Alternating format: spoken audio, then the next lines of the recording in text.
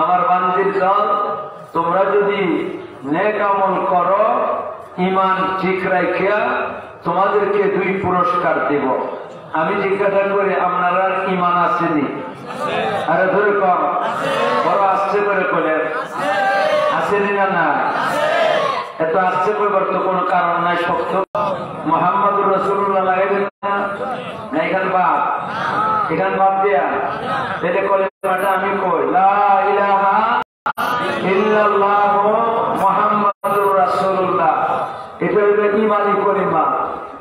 এই কলিমা রাসূলের সাহাবীরা এই কলিমা পড়ে মুসলমান। তাবিঈন, তবে তাবিঈন, আইম্মায়ে মুজতাহিদিন সহ এই পর্যন্ত এই কলিমা পড়ে মুসলমান বলেন না আপনারা? আপনারা একটু খেয়াল করেন, এই কলিমার মধ্যে 2টা বাক্য আছে, একটা লা ইলাহা ইল্লাল্লাহ আর একটা মুহাম্মাদুর রাসূলুল্লাহ। বলেন না? কয় বাক্য? এই কলিমাটা আল্লাহ এত পছন্দ করছেন, এই কলিমাটা আল্লাহ এত পছন্দ করছেন। আল্লাহ এই কলিমারে পছন্দ করিয়া বেহেশতের গেটের মধ্যে আল্লাহ পাক রব্বুল আলামিন স্বর্ণের অক্ষর দিয়া আল্লাহ লিখে রাখছেন, লা ইলাহা ইল্লাল্লাহু মুহাম্মাদুর রাসূলুল্লাহ। আপনারা দেখবেন কোন লোকে যদি একটা কথা তার পছন্দ লাগে, তাহলে এই কথাটারে সুন্দর করে ভালো করে দেখিয়া এটা এই গ্লাসের মধ্যে বাদাই করে ঘরের মধ্যে লটকায় রাখে। ঠিক আছে আপনারা? আল্লাহ পাক রব্বুল আলামিন এই কলিমারে যেহেতু পছন্দ করছেন, এই কারণে বেহেশতের গেটের মধ্যে লেখা রাখছেন। ঠিক না? আল্লাহ পছন্দ করছেন এই কারণে। তাহলে আল্লাহর কাছে 2 বাক্যের কলিমা পছন্দ, এক বাক্য লা ইলাহা ইল্লাল্লাহ, আরেক বাক্য মুহাম্মাদুর রাসূলুল্লাহ। ঠিক না? এই 2 বাক্যের কলিমারে আল্লাহ পছন্দ করছেন। আমার নবী, আরেক হাদিসের মধ্যে আছে, আমার নবী এই 2 বাক্যের কলিমার দাওয়াত দিচ্ছেন। নবী যেটা প্রশ্ন করছে এক লোকে, অবনবীজি আপনি কিসের দাওয়াত দেন? তখন নবীজি বলছেন, আমি দাওয়াত দেই লোকদেরকে বলো বলো লা ইলাহা ইল্লাল্লাহু মুহাম্মাদুর রাসূলুল্লাহ। আমার নবীও 2 বাক্যের কলিমার দাওয়াত দিচ্ছেন। আমি জিজ্ঞাসা করি, আপনারা আল্লাহ যেটা পছন্দ করছেন এটা গ্রহণ করবেন না অন্য কেউ? আমার নবী যে কলিমার দাওয়াত দিচ্ছেন এই কলিমা গ্রহণ করবেন না অন্যরা কথা মানবেন? তাহলে শুনে রাখেন, আমাদের কলিমা লইয়া কোন লোকে সিনেমিনে খেলা শুরু করছে।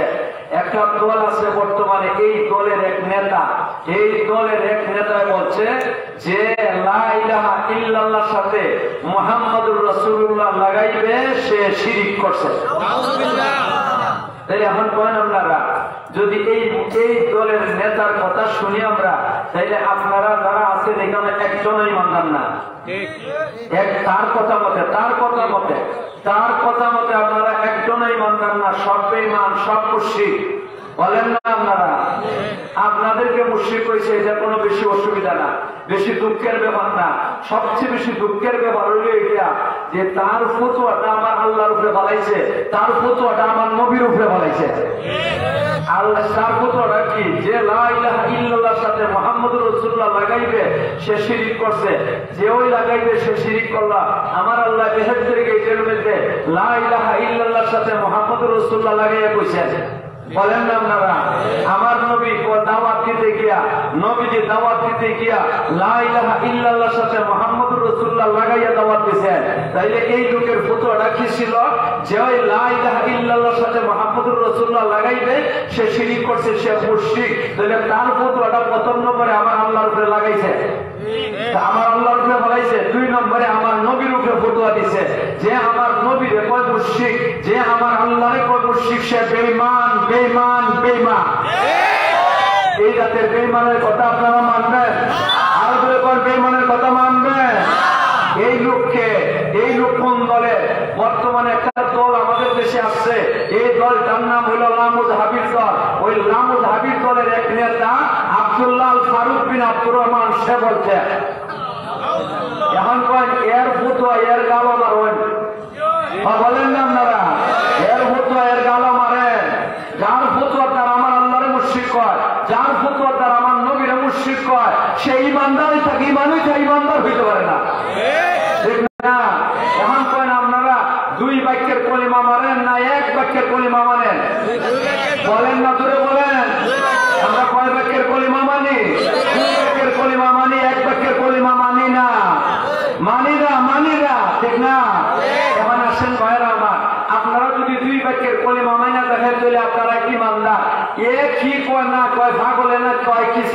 খায় কি?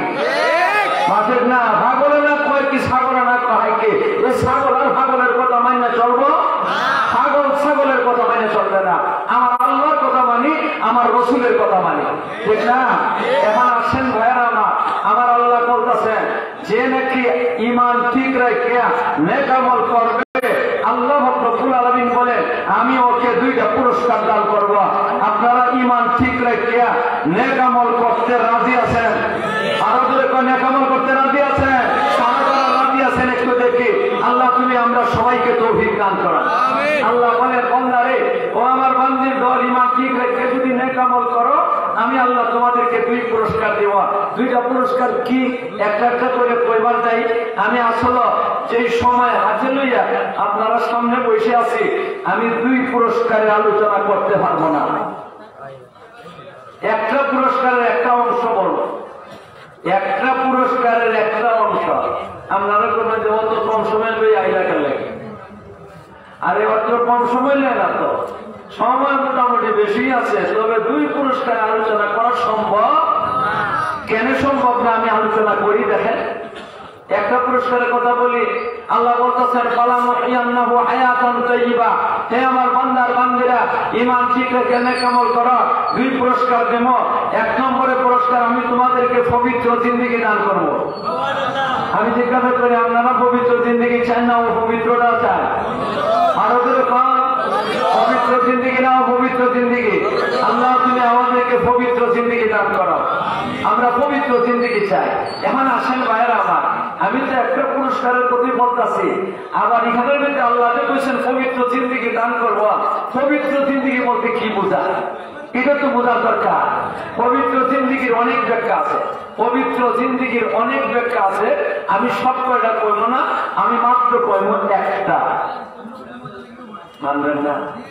আমি তো একটার বাদ আজকে পুরস্কারও কয়টা করবো, আর পবিত্র জিন্দেগির ব্যাখ্যাও একটা।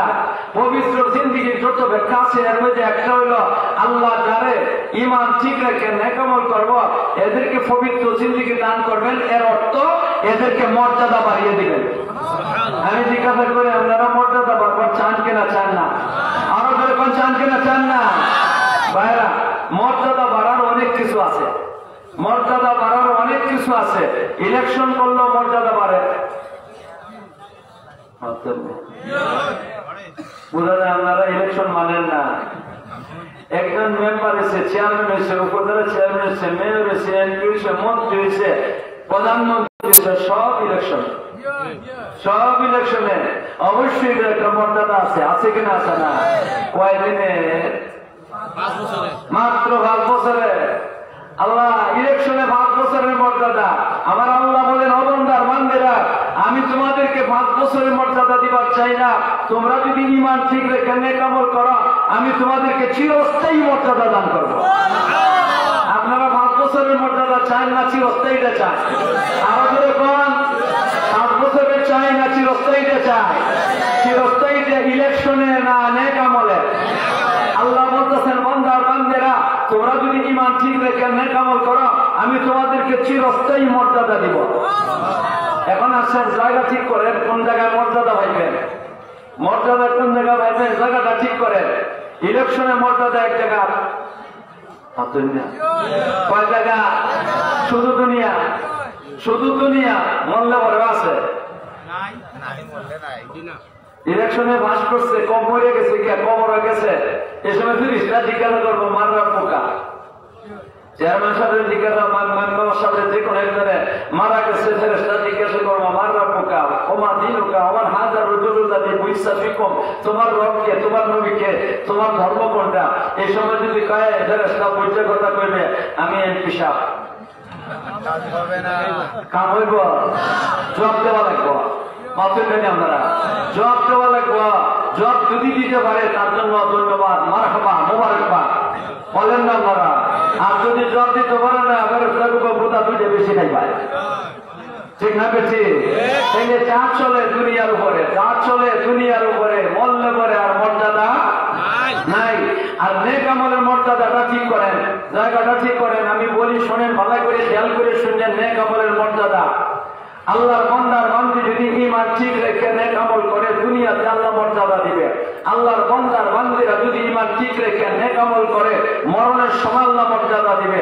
আল্লাহর বান্দার বান্দিরা যদি ঈমান ঠিক রেখে নেক আমল করে কবর জগতে আল্লাহ মর্যাদা দিবে। আল্লাহর বান্দার বান্দিরা যদি ঈমান ঠিক রেখে নেক আমল করে হাসরের মাঠে আল্লাহ মর্যাদা দিবে। আল্লাহর বান্দার বান্দিরা যদি ঈমান ঠিক রেখে নেক আমল করে ফুলসিরাতে আল্লাহ মর্যাদা দিবে। আল্লাহর বান্দার বান্দিরা যদি ঈমান ঠিক রেখে নেক আমল করে আল্লাহ বেহেশত মর্যাদা দিবে। কয় জায়গা? সব জায়গা। সুদা কথা কোন বলছি না মা, সুদা কথা বলছি না, সত্য কথা হইব মা, ঠিক না বেটি? কি আপনারা বলছেন?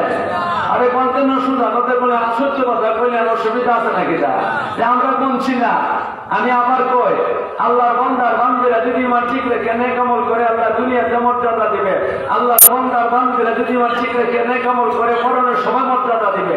আল্লাহর বান্দার বান্দিরা যদি ঈমান ঠিক রেখে নেক আমল করে কবর জগতে আল্লাহ মর্যাদা দিবে। আল্লাহর বান্দার বান্দিরা যদি ঈমান ঠিক রেখে নেক আমল করে হাসরের ময়দানে আল্লাহ মর্যাদা দিবে। আল্লাহর বান্দার বান্দিরা যদি ঈমান ঠিক রেখে নেক আমল করে ফুলসিরাতে আল্লাহ মর্যাদা দিবে। আল্লাহর বান্দার বান্দিরা যদি ঈমান ঠিক রেখে নেক আমল করে বেহেশতে মর্যাদা দিবে। কয় জায়গা? আরো জোরে কোন কয় জায়গা? এক জায়গা চাই না 6 জায়গা চাই? আরো জোরে কোন এক জায়গা চাই না 6 জায়গা চাই? ইলেকশনে এক জায়গা, নেক আমলে 6 জায়গা। কয়টা? কোনটা চাই? 6 জায়গা চাই। বেশিটা চাই না কমটা চাই? নেক আমলে 6 জায়গার মর্যাদা লাভ করা যায়। আমি জিজ্ঞাসা করি, আপনারা নেক আমল করিয়া 6 জায়গার মর্যাদা লাভ করবার চান কিনা চান না? আরো এখন চান কিনা চান না? আল্লাহ তুমি আমাদেরকে তৌফিক দান করো। এখন আপনারা কয়, আমি যে বলছিলাম যে পুরস্কারের একটা অংশ কইম, বেশি কইতে পারবো না। এই যে 6টা জায়গার আলোচনা করা আজকে কি আমার দ্বারা সম্ভব? এই 6টা জায়গার মধ্যে যদি আমি এক একটা জায়গার জন্য 1 ঘন্টা ব্যয় করি তাহলে 6 ঘন্টা। কয় ঘন্টা বলেন না? আপনারা কয় ঘন্টা লাগবে? 6 ঘন্টা যদি লাগে। এখন বাজে কয়টা? 1টা। কয়টা বাজে? 1টা। 2:30, 3:30, 4:30, 5:30, 6:30, সকাল 7:30 বাজবো। কর্তৃপক্ষের কাছে আমার এই শত সময় দিবে না, আর যদি দেয় আমি নিব না। দাম বাঁচানি খরচ বলেন না আপনারা? দাম বাঁচানি খরচ। আর যদি আমি 6 জায়গার আলোচনা 6 ঘন্টা করি তাহলে আর বাড়ির যাওয়া লাগবে না, এখানে কবর দেওয়া লাগবে। ভুল করতেছে নাকি? তাহলে এখন কোন 6 জায়গার আলোচনা করা কি সম্ভব হইব? এই কারণে তো কইছি, আমি তো এই একটা পুরস্কারের শুরুন আলোচনা করতে পারবো না, একটা অংশ শুধুমাত্র আলোচনা করব। তবে শোনেন ভাইরা আমার, 6 জায়গার আলোচনা করতে পারবো না, ধারাবাহিক ভাবে জয়টা করতে পারি। কি করেন আপনারা? ধারাবাহিক ভাবে জয়টা করতে পারি, একটা একটা করে আলোচনা করি। কি করেন আপনারা? শুনতে রাজি আছেন না? যাইবেন গিয়া? গেলে গিয়ে ভালো, আপনারা গেলে গিয়ে আমিও দেবো গিয়া। আছেন? থাকবেন ইনশাআল্লাহ। শোনেন ভাইরা আমার, নেক আমলের দ্বারা দুনিয়াতে মর্যাদা লাভ করা যায়, কথাটা কি আপনাদের বিশ্বাস হয়? আরো যদি বিশ্বাস হয়? কিন্তু দুঃখের সাথে বলতে হয়, আমাদের দেশে কিছু নাস্তিক আছে। আছে কিনা? না অস্বীকার করবেন? অস্বীকার করবেন? আমাদের দেশে কিছু নাস্তিক আছে। এই নাস্তিকদের মধ্যে কিছু কিছু নাস্তিকরা আছে, ওরা বইটা থাকে যে মোল্লা মৌলবীরা যে বলে নেক আমলে মর্যাদা বাড়ে, এটা মোল্লা মৌলবীদের বাজে কথা। নাউজুবিল্লাহ আসলে বলেন মোল্লা মৌলবীদের বাজে কথা এটা। আমি তো কই মহা নাস্তিকের বাচ্চা, তুমি যা বলো তা বাজে কথা বলো। তুমি যা বলো বাজে কথা বলো, তুমিও বাজে, তোমার কথাও বাজে, তোমার ঠিকানাও বাজে। মোল্লা মৌলবী যারা ওরা যা বলে কোরআন হাদিসের কথা বলে, কোরআন হাদিস ভালো, মোল্লা মৌলবী ভালো, মোল্লা মৌলবীর ঠিকানাও ভালো। এর ঠিকানা কোন জায়গা? আর মোল্লা মৌলবীর জায়গা কোন জায়গা? তাইলে তুমি বাজে বলে কি তোমার মুখ বাজে, তোমার তার সিরা মাঝে না বেঠে। এখন শোনেন ভাইয়েরা আমার, আপনারা বিশ্বাস হয়নি এই মৌলবী নেক আমলের দ্বারা মর্যাদা দুনিয়াতেও আছে, আখিরাতেও আছে। আমি একটা করে দেখি কয়টা কইতে পারি। আপনাদের বিশ্বাস যদি হয় নেক আমলের দ্বারা দুনিয়াতে মর্যাদা লাভ করা যায়, এটা আলহামদুলিল্লাহ। আর যদি বিশ্বাস না হয় তাহলে শুনেন, আমি একটা ঘটনা বলি। নেক আমলের দ্বারা মর্যাদা হয়। এই কথাটা বুঝাইবার জন্য আমি একজন আল্লাহর ওলির একটা ঘটনা কইব। রাত্র তো গভীর হয়ে গেছে গিয়া একটু যে ঘটনা কইলে ঘুমটা দূর হইব। চিন্তা করেন আপনারা, ঘুম দূর করবার ঔষধ হইল কিছু ঘটনা বলি বয়ান করা, ঠিক না? ঘুমাইছে, আরে ঘুমাইছেন, দেখি কারা কারা ঘুমাইছেন।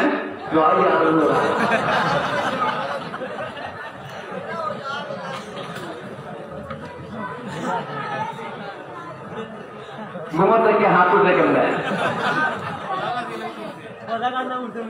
আসলে হুশ নাই নাকি?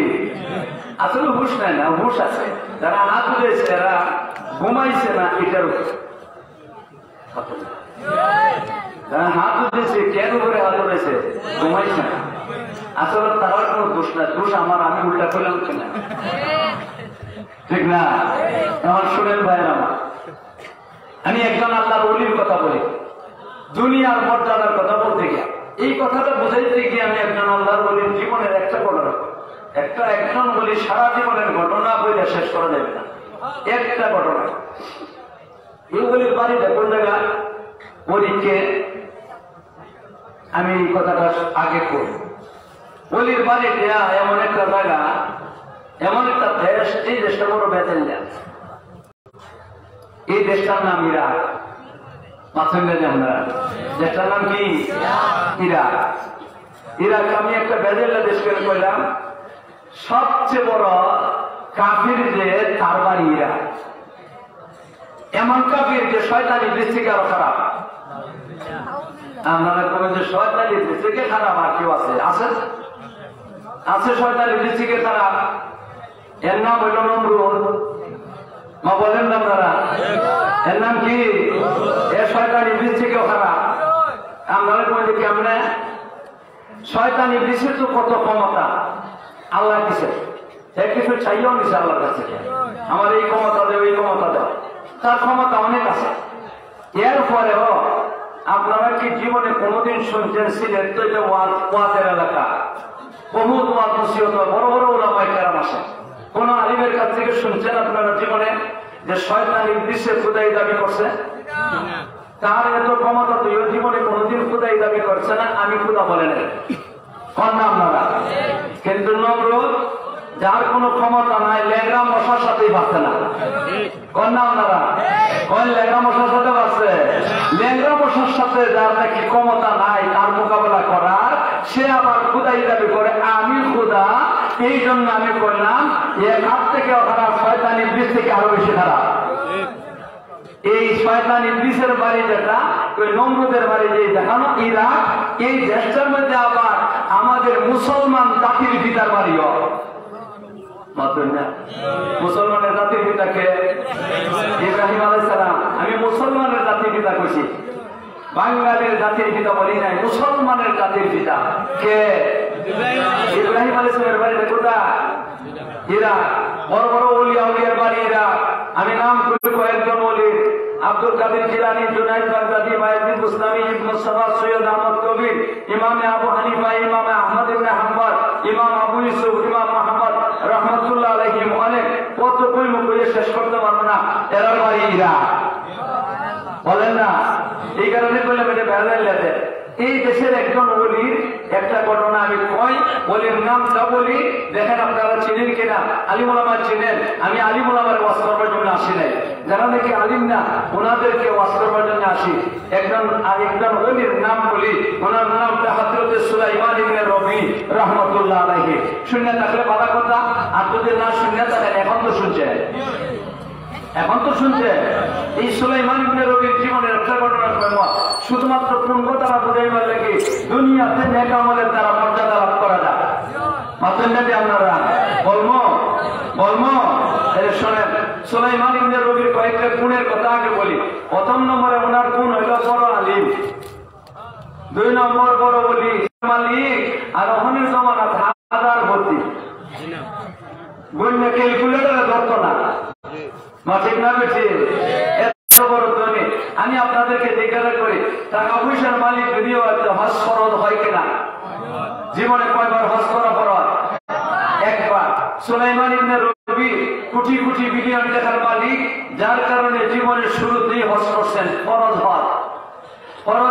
হয়ে গেছে গিয়া। একটা মানুষ যদি বখিল না হয়, কৃপণ না হয়, তাহলে এই লোকটা একবার হজ করে মনের তৃপ্তি হয় না। একবার হজ করে মনের তৃপ্তি হয় না, বারবার দেবার চায়, বারবার দেবার চায়। বলেন না আপনারা?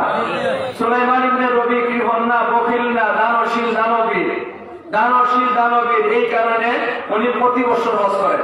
প্রতি বছর হজে যান, প্রতি বছর হজে যান। 1 বছরের হজের কথা আমি আপনাদের সামনে তুলে ধরতেছি। 1 বছর হজরত সুলাইমান ইবনে রবি হজের জন্য প্রস্তুতি নিছেন। আমি জিজ্ঞাসা করি, জীবনের প্রথমে যে হজটা করছিলেন এটা ফরজ আছে, এর ফলে যত হজ নফল। বলেন না? এখন যে হজের লাগে আমি বলতেছি এটা নফল হজ।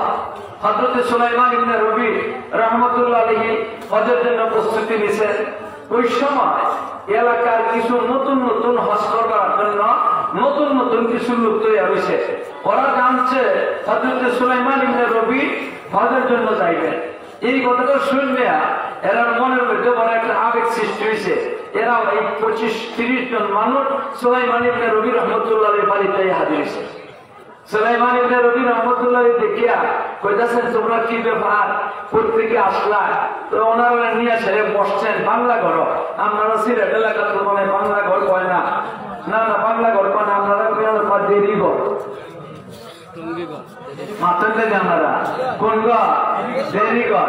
তো এই দেরি ঘরের মধ্যে বসছেন, বইয়া বলতেছেন, বাবা রে তোমরা কেন আইছ? ওরা বলতেছে, হুজুর আমরা একটা আশা নিয়ে আইছি, আমরা শুনছি আপনি নাকি হজে যাইবে। যদি ওদের বলতেছেন আমি তো হজে যাইব, এই কারণে হুজুর আইছি। আমরা জীবনে কোনোদিন হজ করছি না, এইবার প্রথম। আমরা সবাই কিন্তু হজ করছি না, এইবার প্রথম আপনার সাথে আমরা হজ করবার চাই। আপনি যেহেতু হজে যাইবেন, আমরা আপনার সাথে যাই, আমাদেরকে আপনার সাথে নিয়ে দেবার জন্য আইছি। কারণ হজ তো আমরা জীবনের প্রথম কর্ম। দিন 5 বার নামাজ পড়লেও দেখা যায় ভুল টুলুইয়া জায়গা, ইমাম সাহেবের পর্যন্ত সহজইদা লাগে, কি লাগে কিনা লাগে না? 5 বার নামাজ পড়লে ইমাম সাহেবের পর্যন্ত বলে জায়গা। আর হজ জীবনের প্রথম যে কর্ম, কত ভুল ভ্রান্তি হইবার সম্ভাবনা আছে। হুজুর আমরা 2টা কারণে আপনার সাথে হজে যাইবার চাই। একটা কারণ হইল আপনি অনেকবার হজ করছেন, ভুল ভ্রান্তি কম হইব। আপনার সাথে যদি আমরা যাই তা আমরাও ভুল ভ্রান্তি কম হইব, এটা হইল এক কারণ। আর 2 নম্বর কারণ হইল হজের মধ্যে অনেক জায়গা আছে, যে জায়গাগুলোর মধ্যে দোয়া করলে দোয়া কবুল হয়। এগুলো আপনি জানেন, আমরা জানি না। আপনার সাথে যদি আমরা হজে যাই তাহলে আমাদের এই দোয়া করানোর সুযোগ হইব। এই 2 কারণে হুজুর আপনার সাথে আমরা হজে যাইবার চাই। হুজুরে কইলে আছে, ঠিক আছে কোনো অসুবিধা নাই, তোমরা টাকা পয়সা যে হজে দেবা, তোমরা গাড়ি দিবা, এই তোমার গাড়ি আছে উট। বলেন না আপনারা? তোমরা গাড়ি লইবা, আমি আমার গাড়ি দিয়ে আমি যাইব, আমার সাথে শুধুমাত্র যাইবা, এতে তো আমার কোনো অসুবিধা নাই। ঠিক আছে, অমুক তারিখ সকালবেলা বাড়ি থেকে রওনা, তোমরা সব চলে আসবা, তোমরা সব চলে আসবা। এরা খুশি হয়ে গেছে বাড়ি। দেখেন কি হইতাছে, এরা কি হজের ব্যবস্থা করতেছে, বিছানাপত্র রেডি করতেছে, খাবার সাথে নিতে হইব, পানি নিতে হইব, 1 গাঁটলি টাকা নেওয়া লাগবো। ওই জমানার টাকা গাঁটি হইতে নেওয়া লাগতো, কারণ কাগজের টাকা না, কিসের টাকা, কাঁচা টাকা কয় দেয়।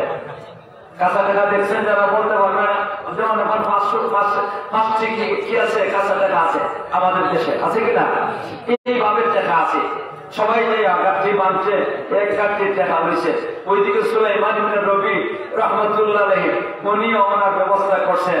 ব্যবস্থা করে বিছানাপত্র সব রেডি করছেন, তাবু সাথে লইছেন, পানি লইছেন, খাবার লইছেন, সব কিছু লইয়া হযরত সুলাইমান ইবনে রবি আরেকটা করছেন। উনি তো দানশীল মানুষ, তো ওনার যে পরিমাণ টাকা লাগবে এর থেকে কয়েক গুণ বেশি লইছে। কেন বেশি লইছে? হজের অবস্থায় চুরি হয়, বলেন না নাকি? চোরাচুরি নাই, চোরাচুরি আছে। আমরা বাংলাদেশ না চুরি হয় না, আর তো সব কিছু চুরি আছে। ভুল করতেছে নাকি? আল্লাহ, অনেক যেহেতু চোরাচুরির হজের অবস্থায় হয়, অনেক মানুষের চুরি হয়ে গেলে গেরা বিভাগ করে যায়। সুলাইমান ইবনে রবি মনে করলেন যে আমার আল্লাহ ধন সম্পদ দিচ্ছে, আমি এদেরকে সাহায্য করবো, যারা টাকা পয়সা চুরি হয়ে দেব আমি সাহায্য করবো। এই কারণে 2-3 গুণ বেশি টাকা লইছে। ওরা যখন নাকি সবাই এসে গেছেন, হযরত সুলাইমান ইবনে রবিও ওনার বিছানাপত্র যা কিছু আছে উঠে উঠাইছেন, পানি খাবার সবকিছু, টাকার কাঠিটাও উঠাইছেন। নিজে উঠছেন, বিসমিল্লাহ কইরা রওনা হচ্ছেন। আমিরে কাফেলা, কাফেলার আমির হযরত সুলাইমান ইবনে রবি। আপনারা আমির লাগে কিনা লাগে না? এই কাফেলার আমিরকে বড় হুজুর হযরত সুলাইমান ইবনে রবি রাহমাতুল্লাহ আলাইহি। ওরা রওনা হয়ে গেছে। সারাদিন সবর করছেন, জায়গায় জায়গায় নামাজ পড়ছেন, জোহরের নামাজ এক জায়গায় পড়ছেন, আসরের নামাজ এক জায়গায় পড়ছেন। যখন নাকি মাগরিবের সময় হয়ে গেছে গিয়া, মাগরিবের সময়টা তখন নাকি হয়ে গেছে গিয়া, হযরত সুলাইমান ইবনে রবি রাহমাতুল্লাহ আলাইহি সবাইকে বলতেছেন, সবাই আটক হয়ে যাও, সামনে অগ্রসর হইবা না, উঠের থেকে নামো, উঠ বান্ধা রাখো, আর তাবু ফিট করো, যার যার মাল যার যার তাবুর ভিতরে ঢুকাও, আর একজনে আযান দাও, নামাজটা করে দেয়। নামাজটা পড়ছেন, নামাজ পড়ে সুন্নত আদায় করছেন, আওয়াবিলের 6 রাকাত আদায় করছেন।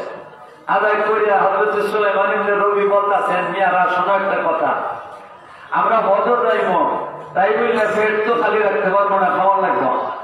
মা খাওয়া লাগবে কিনা লাগবে না? তোমরা এক কাজ করো, তোমরা কি করো, খানা পিনা রেডি করো, গোশত ভাগ করো, রুটি বানাও, খোলাপ দাও, সবে মিলে কাজ করো। 2 জনের করতো না, সরে দেয় না, সবাই মিলে কাজ করো। আর আমার কাছে এই এলাকাটা বড় সুন্দর লাগতেছে, যদিও পাহাড়ি এলাকা, আমার কাছে খুব সুন্দর লাগতেছে। তা আমি একটু এই এলাকাটা একটা ঘোরাফেরা করে দেখে আসি, আমার সাথে কেউ আইও না, আমি একা যাই। হযরত সুলাইমান ইবনে রবি বড় দূরে কইছেন, কেউ আইও না, যাইবো কেউ গেছে না, একা একা রওনা হইছেন। হাতের মধ্যে একটা তাসবিহ সরা আর মুখের মধ্যে সুবহানাল্লাহ সুবহানাল্লাহ। মাঠে না যাইতেছেন। আপনারা যদি পাহাড়ি এলাকার কোন সময় গিয়া দেখেন, বলতে পারবেন পাহাড়ি এলাকার রাস্তাগুলো আঁকা বাঁকা, পাহাড়ি এলাকার রাস্তাগুলো আঁকা বাঁকা। এই আঁকা বাঁকা রাস্তা দিয়ে যাইতেছেন আর সুবহানাল্লাহ তাসবিহ পড়তেছেন। যাইতে যাইতে একটা জায়গা গেছেন, আর ওইখানে গিয়া দেখেন রাস্তাটা চিকন, আবার খুব সুন্দর সাদা ধবধবা মাটি, আবার একদম সোজা। পাহাড়ের মধ্যে এই জাতের সোজা রাস্তা হয় না, অনেক লম্বা রাস্তা, সোজা। হযরত সুলাইমান ইবনে রবি এখানে দাঁড়ায় গেছেন, রাস্তার এক সাইডে দাঁড়ায় গেছেন। দাঁড়ায় একবার এদিকে চান আর একবার এদিকে চান, এই চাওয়াচাবি করতে চাওয়াচাবির ভিতরে একটা আশ্চর্য ঘটনা ঘটতে গেছে গিয়া, ওই ঘটনাতেই আমি আপনাদের সামনে তুলে ধরবার চাই। হযরত সুলাইমান ইবনে রবি রাহমাতুল্লাহ আলাইহি দেখতেছেন, এই সোজা রাস্তা দেয়া এই একদিক থেকে একটা মহিলা আসতেছে। এলাকাটা কিন্তু পাহাড়ি এলাকা, ঝোপ জঙ্গল, আবার রাত্রের অন্ধকার হয়ে গেছে। এই সময়টার মধ্যে একটা মহিলা আসতেছে। মহিলাটা আসতেছে যে এই মহিলাটার অবস্থাটা কেমন, এই মহিলাটার অবস্থাটা, মহিলাটা একটা বোরকা পরছে, তবে এই জমানার বোরকা না, এই জমানার বোরকার মধ্যে হাত আছে। বলেন না, বোরকার মধ্যে কি আছে? হাত আছে। এটা লাগাইলে যদি সাদা রঙের বোরকা হয়, সে তো আল্লাহ দিলে শ্বাসে বড় হতো। বলেন না, দেখতে কি দেখা যায়? বড় হুজুর দেখা যায়। আর আগের জমানার বোরকা যেটা, এখনের জমানার এটা হইল বড় হুজুরের নমুনা দেখা যায়, সাদা রঙের বোরকা, বিভিন্ন রঙের বোরকা। আর আগের জমানার বোরকা ছিল এই চকচকা কাপড় দিয়ে বোরকা বানাইতো না। আমাদের বানিয়াচং দেখছি, আমাদের বানিয়াচং গ্রামটা এটা একটা ইসলামিক গ্রাম, এটা মসজিদ গ্রাম।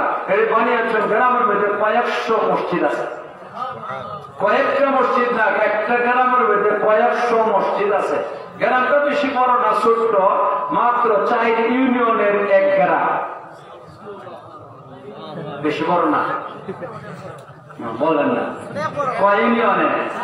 4 ইউনিয়নে। আপনারা কয়েকটা গ্রাম লইয়া একটা ওয়ার্ড, আর কয়েকটা ওয়ার্ড লইয়া একটা ইউনিয়ন, আর আমাদের কয়েকটা ইউনিয়ন লইয়া একটা গ্রাম।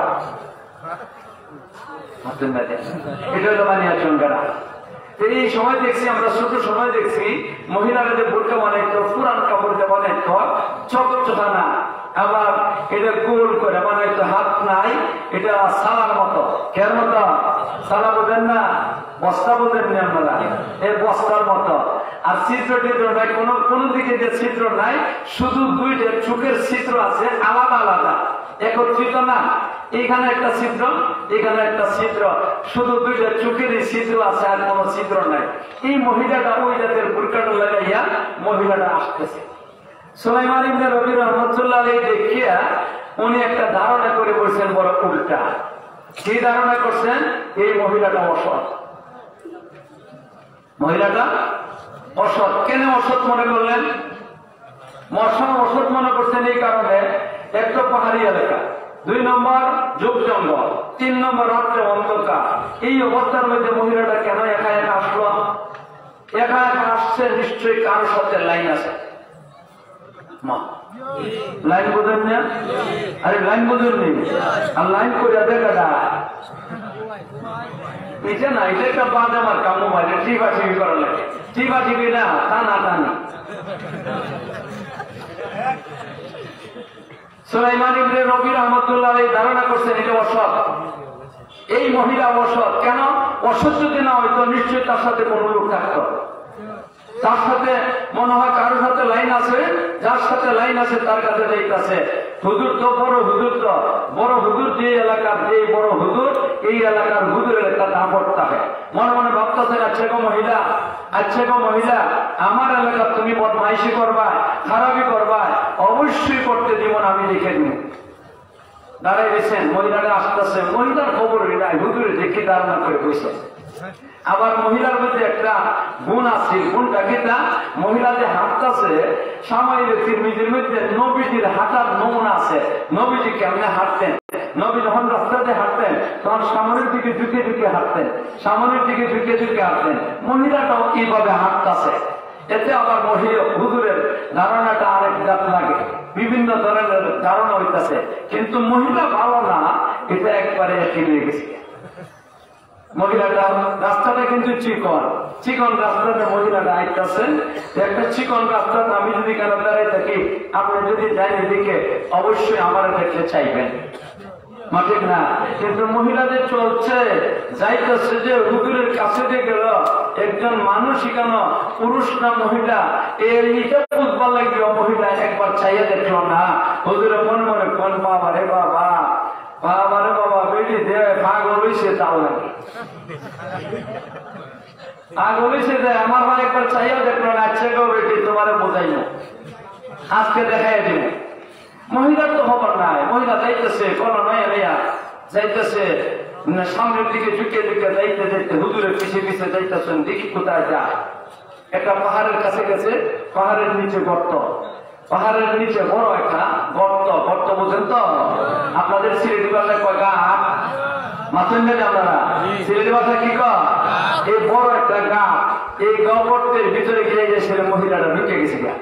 হুজুর আমার মনে করেন এখানে, এইখানেও ভিতরে খালি সুন্দর বার্তাছে।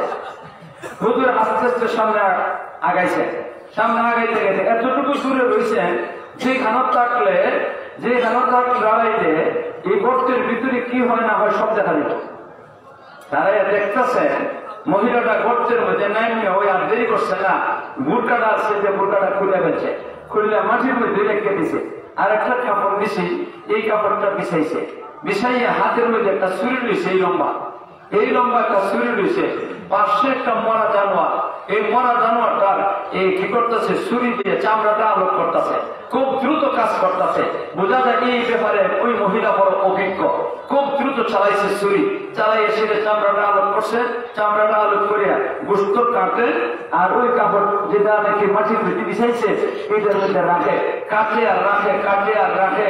অনুমান 10 কেজি, অনুমান 10 কেজি পরিমাণ গোস্ত লইছে, লইয়া ছুরিটা গোস্তের উপরে রাখিয়া শক্ত করিয়া এই কাপড়টা দিয়া একটা গাঁঠি বাঁধছে, গাঁঠি বাঁধতে সেরে আর দেরি করছে না, বুরকাটা লাগাইছে, বুরকাটা লাগাইয়া গাঁঠিটা মাথার উপরে লইছে, লইয়া গর্তের থেকে ওঠা শুরু করছে।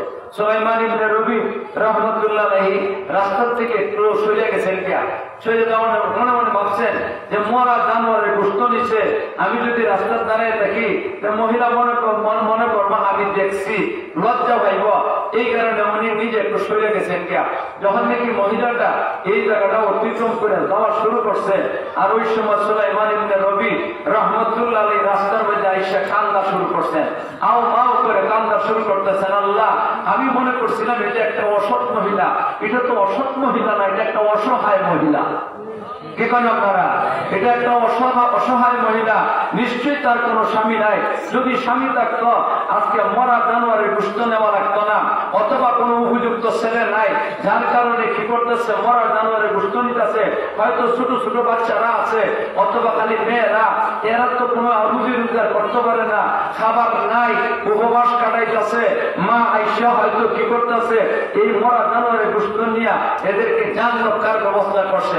সুলাইমান ইবনে রবি আল্লাহর কাছে কাঁদতেছেন, আল্লাহ, আমি কেন এই মহিলার প্রতি খারাপ ধারণা করলাম, আমি কেন খারাপ ধারণা করলাম? আল্লাহ গো, তোমার কাছে মাফ চাই। কারণ হাদিসের মধ্যে আছে, রাসূল বলছেন, ইয়াকা ওয়াজ জান্নাহ ফাইন্না জান্নাহ আকদাবুল হাদিস, ইয়াকা ওয়াজ জান্নাহ ফাইন্না জান্নাহ আকদাবুল হাদিস।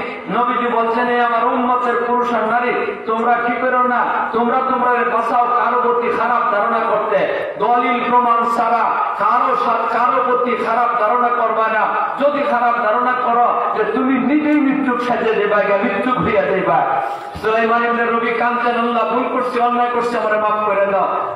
কান্নাকাটি করে দোয়াটা করিয়া মনে মনে ভাবতেছেন, আগে মনে করছিলাম খারাপই করবো, আমি এটা প্রতিহত করবো, আর এখন তো আমার উপরে আরেক দায়িত্ব এসে গেছে, এদের জন্য একটা ব্যবস্থা করতে হবে। কি কোন আপনার দরকার আছে কিনা? আছে না? হযরত সুলাইমান ইবনে রবি রাহমাতুল্লাহ আলাইহি মহিলার পিছনে পিছনে যাইতেছেন, তার বাড়ি পর্যন্ত যাইবেন। মহিলার তো খবর নাই, সুলাইমান ইবনে রবি কি করতেছেন এই খবরই মহিলার নাই। যাইতেছে যাইতে যাইতে একটা ঘর, একটা পাহাড়ের কাছে একটা ঘর, সুন্দর একটা বিল্ডিং। সুলাইমান ইবনে রবি দেখতেছেন মহিলারে গিয়া দরজার মধ্যে একটা থাবা দিছে, থাবাতে বলতেছে, মাগো দরজা খোলো, আমি তোমাদের মা। এই ঘরের ভিতরে তিনটা উপযুক্ত মেয়ে আছে।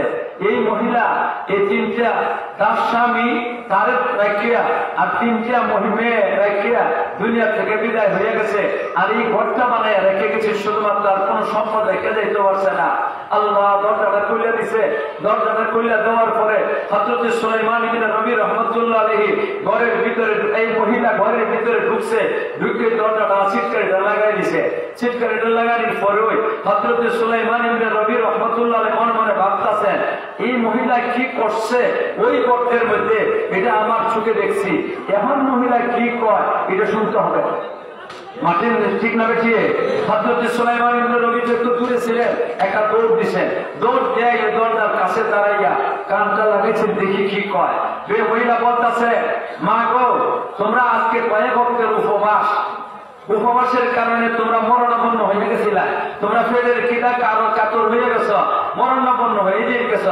আর যদি কিছু সময় যাইতো সে হয়তো তোমরা মারা যাইতা।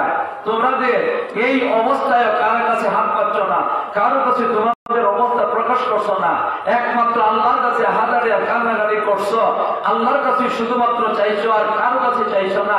এই জন্য আল্লাহ খুশি হইয়া তোমাদেরকে উত্তম খাবারের ব্যবস্থা দিয়ে দিচ্ছেন। এই নাও তোমাদের জন্য উত্তম খাবার নিয়ে আইছি, এগুলা কাটো, কাটতে পাক করো আর খাও।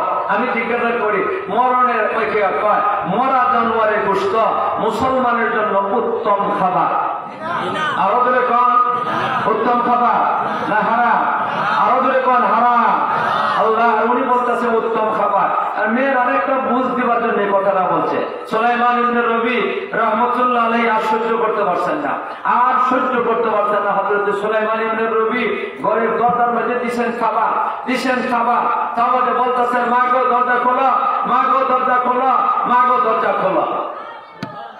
একটা রাত্রিবেলা পাহাড়, যুগ জঙ্গল, মেয়ে তিনটি আর মা কাঁপতে শুরু করছে, ভয়ে কাঁপতে শুরু করছে। এখানে চোর ডাকাইতে হইতে পারে, আবার খারাপ লোক হইতে পারে, মা পারে কিনা? এরা তো কাঁপতেছে, মহিলা মানুষ, আয় হায় রে কি আশ্চর্য কারবার। তারপর মা সাহস করে বলতেছে, আপনি কে? কে আপনি আছেন? সুলাইমান ইবনে রবি বলতেছেন, আমি সুলাইমান ইবনে রবি। যেই কিছু সুলাইমান ইবনে রবি, মহিলারা চিনতে পারছে, মেয়েরাও চিনতে পারছে, দেশের বড় হুজুর। মা বলেন না আপনারা, দেশের বড় হুজুর। ওরার মনের মধ্যে একটা ভয় আছে, যেমন আর কোনো খারাপ লোক অথবা চোর ডাকায়, এটা হয়ে গেছে গা যে অত বড় হুজুর চুরি আর ডাকাতি করবার লেগে আইছেন না খারাপি করবার লেগে আইছেন না, ভয়টা দূর হয়ে গেছে গিয়া। এরপরে এই মহিলা হুজুরে বলতেছে, মিয়া আপনি এখানে কেন আসছেন? আপনার কোনো কাজ নাই, আপনি কোনো কাজে আপনার কাজে আপনার করেন আর আমাদেরকে আমাদের কাজ করবার সুযোগ দেন। সুলাইমান ইবনে রবি দেখতেছেন দরজা খুলবে না, দরজার মধ্যে তালা দিয়ে আবার বলতেছেন, মাগো দরজা খুলো। যখন গরম হয়ে গেছেন তখন মহিলা এই দরজা খুলতে সাহস হইতো, তো কোনো খারাপ হইতো না। আপনারা কি মত খারাপ হইব? দরকার যে ইমাম সাহেব আসলা আগের ইমাম সাহেবের কথা বলতেছে, আকবর আলী সাহেব রহমতুল্লাহ দেখছেন আপনারা? খাটো মানুষ, চিকন চাকন, যদিও ছোট ওলি বড়। আরে কন্যা মানুষ ছোট কিন্তু ওলি, এই ওলি যদি আপনার শহরের কোন বাসার গেছে দরজা খোলা রাত্রে 12টার সময়, এরা যদি জিজ্ঞাসা করে আপনাকে, মনে যদি বলেন যে আমি দরকার ইমাম, ভয় থাকবা কবে যে হুজুর নিশ্চয়ই কোন কাজে আইছেন, ভয় হইত না মহিলারা। ঠিক এই উনিও এমন। হযরত সুলাইমান ইবনে রবি যখন এই দরজা খোলা, মহিলা দরজা খুলছে। খোলানোর পরে সুলাইমান ইবনে রবি বলতেছেন, মা গো শোনো, একটা কথা শোনো, তুমি কি করছো আমার নিজের চোখে দেখছি, আর এখানে তুমি কি কইছো আমার নিজের কানে শুনছি। তো তোমার কাছে আমার অনুরোধ, এই কাঠিটা করবা না। আমি আসার সময় একটা বাজার দেখে আইছি, আমি বেশি করে রাইডা যাইমু আর আইমু, এতটুকু সময় দাও, এতটুকু সময় দাও। সুলাইমান ইবনে রবি বলার সাথে সাথে মহিলা কইতেছে, জান আপনি গেছেন, দৌড় দিচ্ছেন, গিয়ে এক গাঠি আটা কিনছেন, এক গাঠি হালাল গোশত কিনছেন। মুসলমানের লেগে হালাল গোশত আছে কিনা? না। জবে করা জানোয়ার, এটা মুসলমানের জন্য। আবার জানোয়ার বলির জন্য সব জানোয়ার হালাল না, যে জানোয়ার হালাল এটা জবে করা জানোয়ারের গোশত লইয়াছে। আইয়া দরজা তালা দিচ্ছেন, দরজা খোলা। সুলাইমান ইবনে রবি আমি আইছি বলার সাথে সাথে মহিলা দরজা খুলে দিছে। দিয়া যাওয়ার পরে এই ঘরের বাইরে দেখিয়া গাঠি দুইটা দিয়া বলতেছেন, মা গো তুমি যে আগে গোশত নিয়ে আইছিলা, এই গোশতটা মুসলমানের জন্য হারাম, এই গোশত খুললে না, পিছনের দরজা দিয়ে জঙ্গলে ফিরে দাও, পিছনের দরজা দিয়ে জঙ্গলে ফিরে দাও, জঙ্গলি জানোয়াররা খাইয়া ফেলবো, বন্য পশু খাইয়ে ফেলবো। আর আমি যে হালাল আটা হালাল গোশত নিয়ে আসছি, আপনারা আপনি আর আপনার 3 মেয়ে আপনারা এই কাজ করতে শুরু করেন, রুটি বলেন, খোলা করেন, গোশত পাক করেন, আর আপনারা যত সময় পাক করিয়া কি করবেন শেষ করবেন, আর এরপরে খাইবেন। এতে যত সময় লাগে আমি সুলাইমান এখান থেকে যাইব না, আপনারা খাওয়ার পরে যে সুলাইমান আমি যাইব। মহিলা দেখতেছে হুজুর এখানে দাঁড়াই থাকবেন, এটা বেশ সুন্দর হয়। কি করো? মহিলা বলতেছে, বাবা একটা কাজ করেন, আমার ঘরের ভিতরে অনেকগুলো রুম আছে, আপনি একটা রুমের ভিতরে ঢুকেন, এখানে বসে।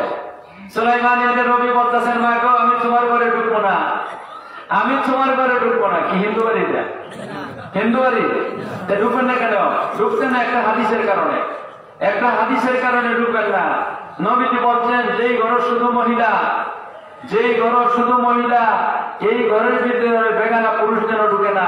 যদি বেগানা পুরুষ ঢুকে তো শয়তান তার সাথে সঙ্গী বনব। আপনারা এই কারণে সুলাইমান ইবনে রবি আমি তোমার ঘরে ঢুকবো না, আমি এখানে থাকবো বারান্দা।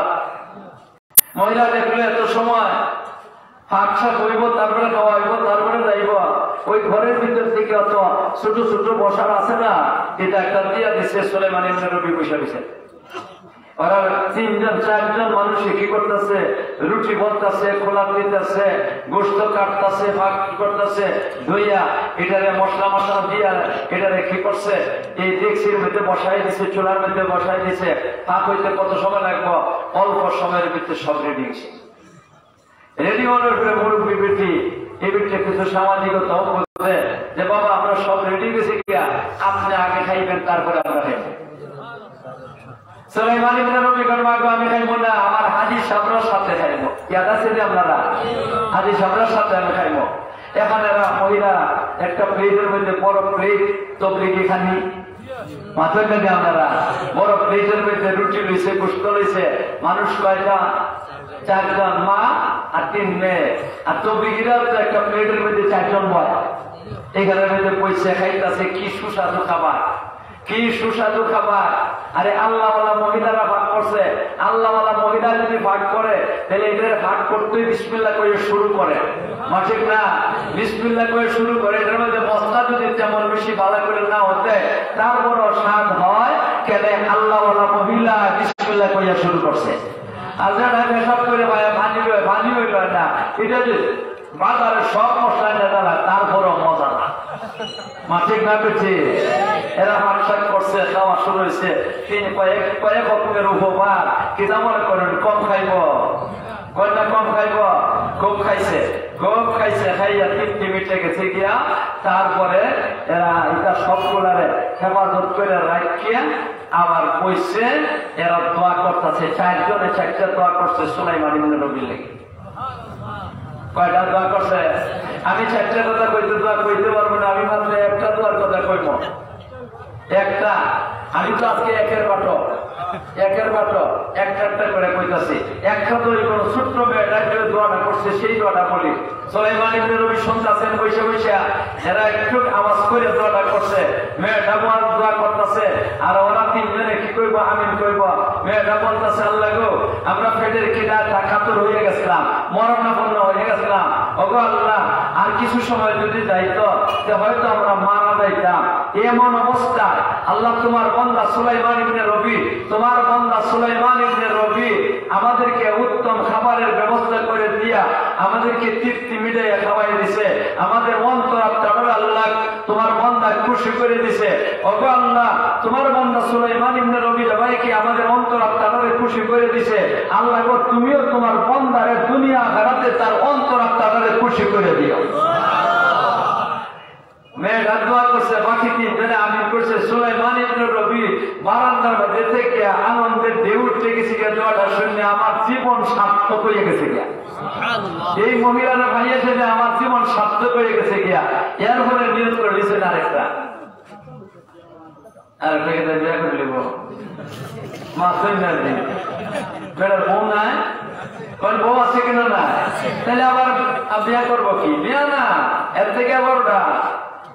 উনি মনে মনে ভাবতেছেন আমি আজকে কয়েক কিছু সামান্য আটা দিছি, সামান্য কিছু গোস্ত দিছি, এটা যদি তোরা করে খায় না 3 দিন গেল, এরপরে তো আবার সেই মরা জানার গোস্ত আনতেইব, লাগবো কিনা লাগবো না?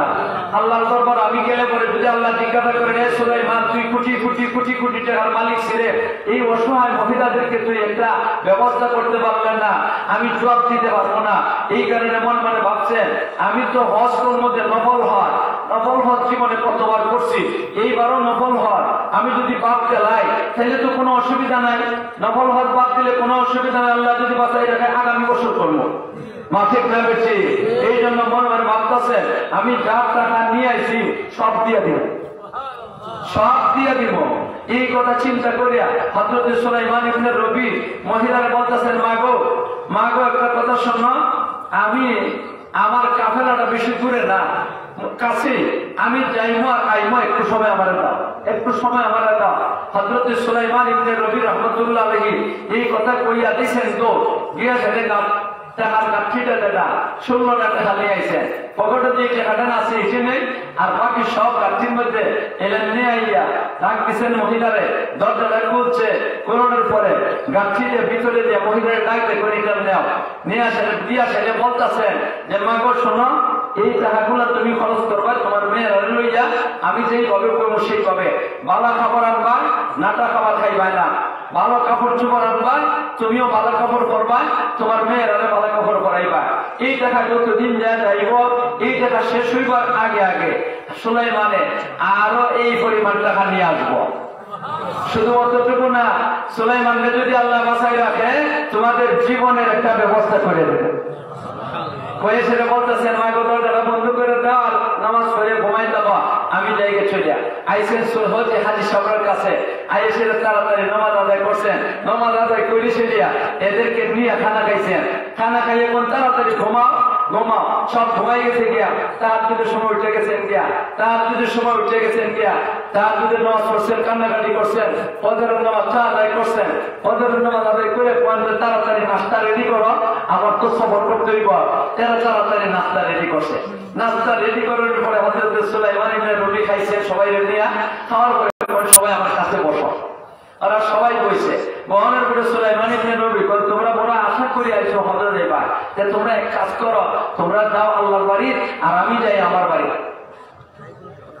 এরা কো হুজুর কথা বলছি না, তোমরা যাও আল্লাহর বাড়ি, আমি যাই আমার বাড়ি। কথাটা তো কেমন কেমন লাগছে না? হয়তো আমি তো আমার বাড়িতে চলে যাবো, আমি হজ করবো না। আল্লাহ হুজুর আপনার সাথে আমরা হজ করবো লেগে গেলাম। না না আমি যাইবো না, আমি যাইবই না।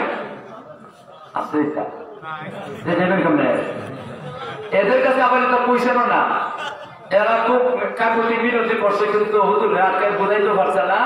এরা যখন নাকি পারছে না বোঝাইতো, তখন হুজুর যার সাথে আপনি না এরা হজ করে না,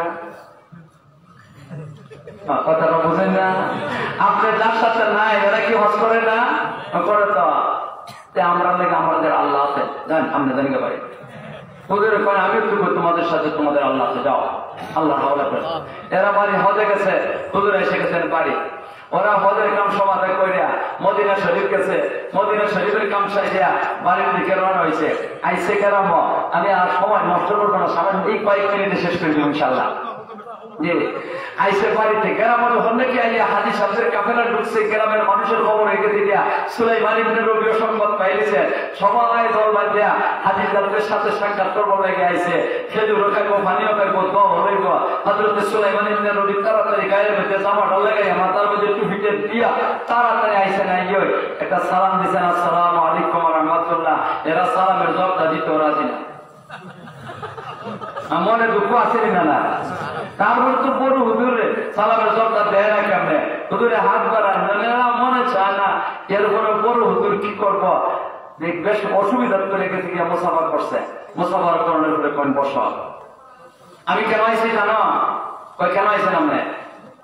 আমি আইসি আল্লাহ রসুলে হাদিসের মধ্যে কইছেন যে হাজি সাহেবরা যখন নাকি হজ করে বাড়িতে আসে, এর অবস্থা হইল একটা শিশু বাচ্চার সম্মত।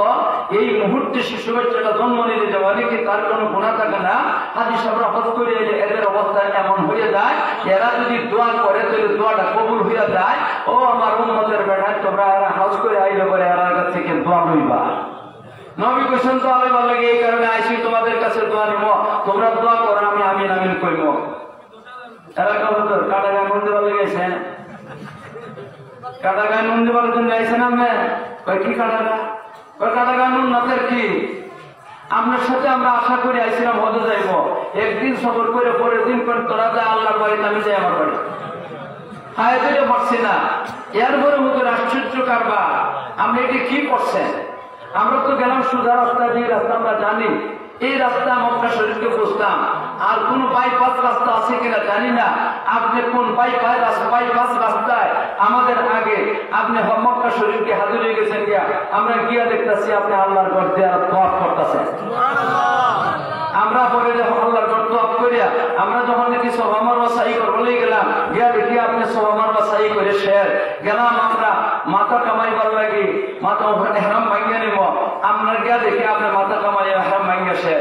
এরপরে 8 তারিখে ইহরাম বাঁধিয়া আমরা যখন নাকি মিনাত গেলাম, গিয়া দেখি আপনি ইহরাম বাঁধিয়া মিনার মধ্যে। 9 তারিখে গেলাম ওই আরফার ময়দান, গিয়া দেখি আপনি রুদ্রের মধ্যে জোহরের নামাজের পরে রুদ্রের মধ্যে কান্নাকাটি করতেছেন। এখান থেকে রাত্রেবেলা যখন নাকি মুজদলিফাত গেলাম, গিয়া দেখি আপনি মুজদলিফার মধ্যে কান্নাকাটি করতেছেন। পরের দিন 10 তারিখে যখন নাকি আর মিনা হইয়া আমরা গেলাম শয়তানরে পাথর মারবার লাগি, গিয়া দেখি আপনি আমাদের আগে পাথর মাইরে শেষ। এরপরে যখন দেখি আমরা গেলাম হালাকার মধ্যে কুরবানি করবার জন্য, গিয়া দেখি আপনি কুরবানি করে শেষ। এরপরে যখন দেখি আইলাম মাথা কামাইয়া এহরাম ভাঙবো, আমরা আই দেখি আপনি মাথা কামাইয়া এহরাম ভাঙে রেডি হয়ে গেছেন। গিয়া গেলাম কি কয় তোয়াফে জিয়ারত করবার লাগি, ফরজ হক তোয়াফ করবার লাগি আল্লাহ খানায় কাবা। গিয়া দেখি আপনি আমরা আগে আগে খানায় কাবার মধ্যে কি করতেছেন, তোয়াফ করতেছেন। এখান থেকে যখন নাকি সব কাম সমাধান করিয়া গেলাম মদিনা, গিয়া দেখি আপনি নবীজির রওজা শরীফ দাঁড়াইয়া আল্লাহর কাছে হাজারিয়া কান্নাকাটি করতেছেন। হুজুর সব কাম আমাদের আগে আগে করলেন, সব কাম আমাদের আগে আগে করলেন। আর এখন আইসেন আমার কাছে দোয়া লইছেন যে কাটাগান নুন দেওয়া না, যে কি দেওয়া? হুজুর কইতাছে এই বেটা, এই তোমরা এটা কি কর? এই যে তখন তোমাদের গ্রামের লোকজন ওরা জিজ্ঞাসা করো আমি বাড়ি তৈরি করেছি না হতে গেছি, এলাকা হতো সাক্ষী সুখের দরকার নাই। সাক্ষী লাগে কোনটা? নিজের চোখে যদি না দেখা হয় এটার মধ্যে সাক্ষী লাগে। আমরা নিজের চোখে দেখে দাম হুজুরে আর বুঝাইতে পারলাম না, মনটা খারাপ হয়ে গেছে গিয়া। হায় রে, জীবন একটা মিথ্যা কথা কইলাম না। আর ওরা হস করে আমার মৃত্যু বানাইল। এরা সালাম করে বাড়ির দিকে রওনা হয়েছেন, কান্দেন আর যাইতেছেন, কান্দতেছেন আর যাইতেছেন, বাড়িতে গেছেন, বউ কান্দেন করা মানে চুপ, কথা বলল না, কথা বলল না। বউ তো ঠান্ডা হয়ে গেছে গিয়া, কথা বলল না, কইছই ঠান্ডা হয়ে গেছে গিয়া। রাত্রেবেলায় সামান্য কিছু খাইছেন, খাইয়া ঘুমাইছেন, ঘুমে ধরে না, ঘুমে ধরে না। জীবনে একটা মিথ্যা কথা কইলাম না, আর আজকে এরা আমার বিদ্যুৎ বানাইল। এটা চিন্তা করতে করতে ঘুমে ধরে না, খালি সাইড বদলান, পরের বদলান, পরের বদলান, পরের বদলানে বুঝুন তো আপনারা, পরের বদলায় হঠাৎ করে ঘুমটা ধরে দিছে, হঠাৎ করে ঘুমে ধরছে। যেই ঘুমে ধরছে এই সাথে সাথে দেখতেছেন নবীজির সামনে হাজির। আল্লাহ নবী দেখতেছেন, সালাম দিচ্ছেন, নবীজি দেখতেছেন সুলাইমানের চোখের মধ্যে পানি, কান্দে কান্দে ঘুমাইছেন। তো এই সুলাইমান তুমি কান্দো কেন? সুলাইমান তুমি কান্দো কেন? বলতেছেন নবীজি কান্দবো না কি করবো? জীবনে একটা মিথ্যা কথা বলছিলাম না, আজকে হাজির সামনে আমার বিদ্যুৎ বানাইলো, আজকে হাজির সামনে আমার বিদ্যুৎ বানাইলো, এই কারণে কান্দতাছি। ওরা আমারে বলে আমি বুড়ি হজ করছি, অথচ আমি বাড়িতে ছিলাম। আল্লাহর নবী সুলাইমানের পিঠের মধ্যে হাত বুলাই দিয়েছেন। আর কিতা লাগে কোন? যার পিঠের মধ্যে নবীজির হাত লাগছে আর কিছু লাগে? আল্লাহ হাত বুলাই বলতেছেন সুলাইমান তুমি কান্দো না, তুমি যে হজ গেছো না এটার বাস্তব, আর ওরা যে তোমার দেখে আইছে এটাও বাস্তব। সুলাইমান ইবনে রবি বলতেছেন ও নবীজি এটা আবার কোন জাতের কথা? আমার এটা যদি বাস্তব হয় তো যদি এরা এটা মিথ্যা হইব, আর এরা এটা বাস্তব হইলে আমার এটা মিথ্যা হইব। এটাকে দুইটি সত্য হয় কেমনে? দুটা সত্য। তুমি যে হজ গেছো না এটা একটা কারণ আছে, তোমার কাছে টাকা নাই, তুমি সব টাকা দিয়ে দিছো অসহায় 4জন মহিলারে, যার কারণে তুমি হজে যাইতে পারছো না। আর ওরা যে তোমার দেখছে এটার কারণ হইল তুমি এমন একটা সৎকার করছো 4জন অসহায় মহিলারে, একটা বিধবা নারী আর 3টা মেয়ে, বাবা নাই, এই মহিলারা উপবাস দিন রাত কাটায়, এমন 4টা মহিলার যে সাহায্য করছো। আল্লাহর কাছে এই সৎকাটা আল্লাহর কাছে এত মজা, এত মহব্বত লাগছে, এত পছন্দ লাগছে। তোমার এই সৎকার বদৌলতে আল্লাহ খুশি হইয়া তুমি এই বছর যে হজ বাদ দিছিলা, এই কারণে তুমি যাতে হজ থেকে বঞ্চিত না হও, তোমার সৎকার বদৌলতে আল্লাহ নতুন একজন ফেরেশতা বানাইয়া, নতুন একজন ফেরেশতা বানাইছেন তোমার নমুনা। তোমার কি জাতের যেটা থাক, তোমার যে জাতের পাও, তোমার যে জাতের চোখ, মুখ, নাক, মাথা, চুল, এই নমুনা একজন ফেরেশতা বানাইয়া তোমার হজটা আল্লাহ করাই দিছে। ওই ফেরেশতারে ওরা দেখে আইছে, এই কারণে কয় তোমারে দেখছে। এখন আপনারা কয় ওনার মর্যাদাটা দুনিয়া পাচ্ছে না আখিরাতে গিয়ে পাচ্ছে? দুনিয়াতে পারছে, বলেন না আপনারা? দুনিয়াতে পারছে না আখিরাতে পারছে? তাহলে বুঝা যায় নেক আমলের দ্বারা দুনিয়াতে মর্যাদা বাড়ে কিনা বাড়ে না? সৎকার করছে যে এটা একটা নেক আমল, সৎকার বদৌলতে নেক আমল হইছে, আর ওই আল্লাহ রব্বুল আলামিন তার মর্যাদা বাড়াই দিয়েছে। ভাইরা আমার, সুলাইমান ইবনে রবি যেই বেটা কি করলো এত বড় মর্যাদার অধিকারী হইল নেক আমল করিয়া, এই সুলাইমান ইবনে রবি রে মর্যাদাটা দিল কে? আর তুলে কোন? এই আল্লাহ এখন আসেননি না, আল্লাহ নাই। আর তুলে কোন? আল্লাহ মরে গেছেন গিয়া, আল্লাহ মরেন। আর কোন না আল্লাহ মরেন? আল্লাহ মরেন না, আপনি মরবেন, আমি মরবো, সবাই মরবো। আল্লাহ আছেন, থাকবেন, এখনো আছেন, বর্তমানে আছেন, অতীতও ছিলেন, ভবিষ্যতে থাকবেন। আল্লাহর কোন কিনাই মরণ নাই। আল্লাহ হাইয়্যু ওয়া কাইয়্যুম। কথাটা বুঝাইতে পারছি কিনা? যে এই আল্লাহ যদি থেকে দেখেন সুলাইমান ইবনে রবি সৎকার করার কারণে যদি এত বড় মর্যাদার অধিকারী হইয়া থাকে, আল্লাহ রব্বুল আলামিন আপনারা যদি সৎকার করেন তাহলে আল্লাহ মর্যাদার অধিকারী বানাইবেন কিনা বানাইবেন না? এই ক্ষমতা আছে কিনা নাই? আপনারা মর্যাদা ভাইবা চাননি? সৎকার করে মর্যাদা ভাইবা চান কিনা চান না? কারা কারা চাই একটু দেখি, একটু দেখি। আল্লাহ তুমি সবাইকে তৌফিক দান করো। এখন শোনেন ভাইরা আমার, আমি একটা কথা বলবার চাই, আপনাদের মধ্যে যারা মা বাবার ঘরে জন্ম হয়েছে, যারা মা বাবার ঘরে জন্ম হয়েছে ওনাদেরকে বলতেছে, আর যারা মা বাবার ঘরে জন্ম হয়েছেন না ওনাদেরকে আমি বলি না। কথাটা বুঝেন না? যারা মা বাবার ঘরে জন্ম হয়েছেন ওনাদেরকে বলতেছি, আমাদের কাছে মা বাবার হক আছে কিনা নাই? কিছু পাওনা আছে কিনা নাই? আপনারা তো দিচ্ছেন, অনেক চাঁদা দিচ্ছেন, আমি আইয়ে দেখছি আমি যে সময় সেই সময় চাঁদা হইতেছে, চাঁদা করতেছেন, ঢাকার মেহমানে চাঁদা করছেন, যা দিচ্ছেন দিচ্ছেন, এখন যে কিছু চাঁদা দিবেন, কিছু দান করবেন, এটা একমাত্র যারা যারা মা বাবার রয়েছেন আর মা বাবার হকটা আদায় করবার লাগে যত সাধ্য হয়, যা সম্ভব হয়, আপনারা মেহরবানি করে মা বাবার জন্য দেন। পকেটে হাত দেন, নগদ দেন, না হয় বাকি দেন, নগদ দেন, না হয় বাকি দেন। কার উদ্দেশ্য করে? মা বাবার উদ্দেশ্য করে এই পয়সাটা দিলাম আমার মা বাবার জন্য, এই জন্য প্রত্যেকে পকেটে হাত দেন, নগদ নগদ নগদ নগদ দেন, প্রত্যেকে পকেটে হাত দেন, মেহরবানি করে আসেন। আল্লাহ আমার এক ভাই, আল্লাহ আমার এক ভাই দিচ্ছেন 100 টাকা, আল্লাহ কবুল করো, মঞ্জুর করো, প্রত্যেকেই দে, প্রত্যেকেই দে, আল্লাহ সবাইকে তৌফিক দান করো, সবাইকে তৌফিক দান করো। আরেকজনে 200 টাকা দিচ্ছেন, আরেকজনে 200 টাকা দিচ্ছেন, মাশাআল্লাহ। আমার আরেক ভাই 100 টাকা, আরেকজনে কিছু টাকা, আরেকজনে 100 টাকা, আরেকজনে 100 টাকা, আরেকজনে কিছু টাকা, আল্লাহ কবুল করো, মঞ্জুর করো, মাশাআল্লাহ মাশাআল্লাহ। মা বাবার জন্য আমরা সভাপতি সভা দিচ্ছেন, আরেক ভাইয়া দিচ্ছেন, আরেক ভাইয়া দিচ্ছেন, আল্লাহ তুমি কবুল করো, আল্লাহ কবুল করো। মা বাবার নামে, মা বাবার নামে দেন, মা বাবার নামে, সবাই মা বাবার জন্য দেন, সবাই।